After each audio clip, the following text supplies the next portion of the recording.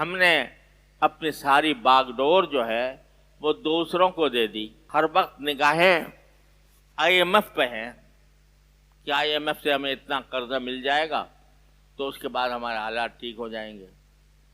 کیا ٹھیک ہوں گے؟ مقروض کے مقروض ہی رہیں گے آخر کار. اور قرض بھی قرض، سود ہی قرضہ. جتنا لیں گے اس سے زیادہ دینا پڑے گا. ہر سال بجٹ میں جو ہے تقریباً 40% حصہ پچھلے قرضوں کی ادائیگی کے لیے ہوتا ہے. الیاذ باللہ. یہاں اس حالت پر ہم پہنچے ہوئے ہیں. کیسے یہ قرضے نکالا ہوں گے؟ دوسروں کی طرف دیکھ دیکھ کر ہوں گے؟ دوسروں سے مانگ مانگ کر ہوں گے؟ کوئی راستہ اس کے سوا نہیں ہے کہ اللہ تبارک و تعالی سے دعا کرو.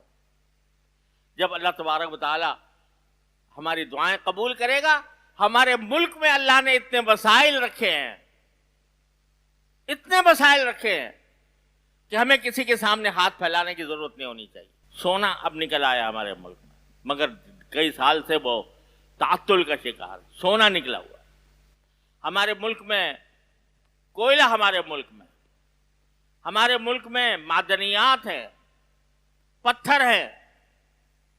اور اگر صحیح طریقے پر دیکھا جائے تو پتہ نہیں، اور تیل اور گیس کے بھی کتنے خزانے ہمارے ملک کے اندر موجود ہیں. لیکن ہماری بدنظمی کی وجہ سے، ہماری بددیانتی کی وجہ سے، اور اللہ تعالیٰ سے نہ مانگنے کی وجہ سے یہ سارے خزانے معطل پڑے ہوئے ہیں. اور جس کے قبضہ قدرت میں سارے خزانے، للہ خزائن السماوات والارض، آسمان و زمین کے تمام خزانے اللہ تبارک و تعالیٰ کے قبضہ قدرت میں ہیں. اگر اللہ کی طرف رجوع کرو گے، اللہ تعالیٰ کی بارگاہ میں استغفار کرو گے، اور اپنے رویے کو انگریزوں اور امریکیوں کی طرف دیکھنے کے بجائے اللہ تبارک و تعالیٰ کی طرف متوجہ کرو گے، تو اللہ تعالیٰ یہ خزانے کھول دے گا. للہ خزائن السماوات والارض. پھر تمہیں کسی کے سامنے ہاتھ پھیلانے کی ضرورت نہیں ہوگی. لیکن کیوں نہیں کھل رہے وہ خزانے؟ اس لیے نہیں کھل رہے کہ تم اللہ کے بجائے دنیا کی طاقتوں کی طرف رخ کیے ہوئے ہو. تو میرے بھائیوں، ہم اس وقت اس صورتحال سے نکلنے کا واحد راستہ یہ ہے، ہم میں سے ہر شخص روزانہ بلا ناغہ اللہ تعالیٰ کی بارگاہ میں دعا کرے، یا اللہ ان حالات سے آپ کے سوا کوئی نہیں نکال سکتا. اے اللہ اپنے فضل و کرم سے ہمیں سے نکال دے، اور ہمیں خود کفیل بنا دے، ہمیں غیروں کی غلامی سے آزاد کر دے.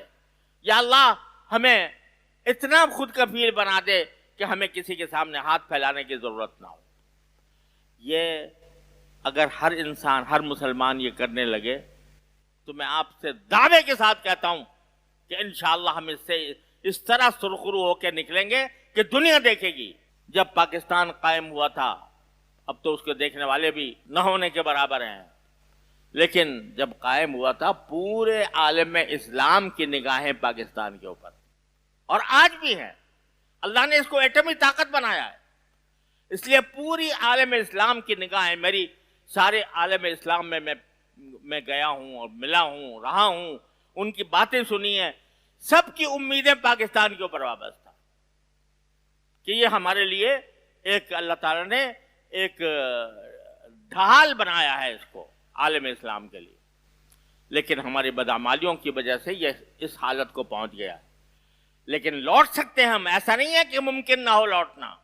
لوٹ سکتے ہیں، لیکن اس وقت لوٹیں گے جب اللہ کی طرف رجوع کریں گے، اللہ کی نافرمانیوں سے تائب ہوں. تو میرے بھائیوں، انتہائی درد مندی سے یہ گزارش کرتا ہوں کہ ہر مسلمان روزانہ بلا ناغہ ہر نماز کے بعد اللہ تبارک و تعالیٰ کی بارگاہ میں ہمارے ملک و قوم کی اصلاح کے لیے دعا کرے. وَالَّذِي يُنَزِّلُ الْغَيْثَ مِن بَعْدِ مَا قَنَطُوا وَيَنشُرُ رَحْمَتَهُ. قرآن کریم کہتا ہے باری تعالیٰ وہ ہے جو جب لوگ بالکل مایوس ہو چکے ہیں، قحط کا ذکر فرمایا، قحط سالی کے اندر مایوس ہو چکے ہیں، آدمی مر رہے ہیں، भूखे प्यास से मर रहे हैं, जानवर मर रहे हैं, मायूस हो गए लोग।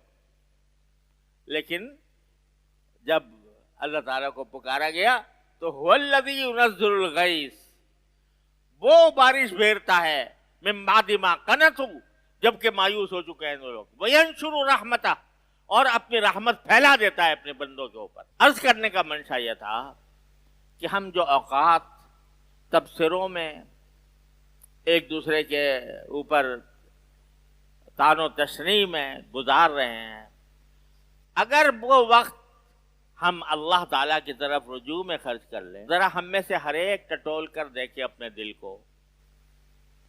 हम नमाजों के बाद दुआएं करते हैं, हर शख्स को जो कोई हाजत होती है वो अल्लाह ताला से मांगता है। कोई बीमार होता है, शिफा मांगता है, कोई बेरोजगार है, रोजगार मांगता है, कोई फक्र फाके का शिकार है, वो खुशहाली मांगता है, कोई मकरूज है, कर्जों की अदायगी का अल्लाह ताला से दुआ मांगता है कि मेरे कर्ज अदा हो जाए, मैं मकरूज न रहूं।